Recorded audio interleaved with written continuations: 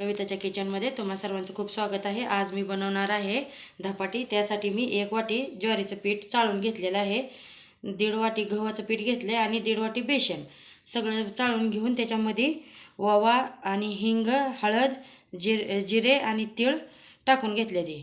आता ह्याला तिखट बनवण्यासाठी हिरवी मिरची ह्याच्यामध्ये कुटलेली आहे, हिरवी मिरची, लसूण आणि कोथिंबीर कुटून घेतलेली आहे। आता हे कूट आपण ह्या पिठामध्ये टाकून घेणार आहोत।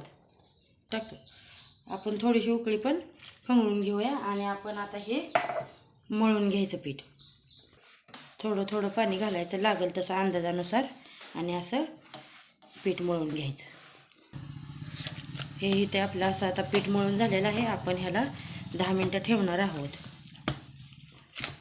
मी इथे तवा गरम करायला ठेवलेला आहे। आता आपण 10 मिनिटानंतर धपाटे करायला घेणार आहोत। धपाटे बनवण्यासाठी असा सुती रुमाल घ्यायचा आणि पाणी घ्यायचं एका डब्यात आणि असा पिळून तो पोळपाटावर हातरून घ्यायचा घडी करून।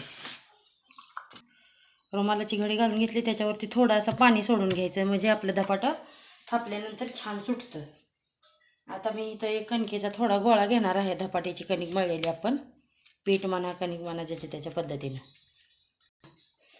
चला तर मग आता आपण धपाटं थापून घेऊया।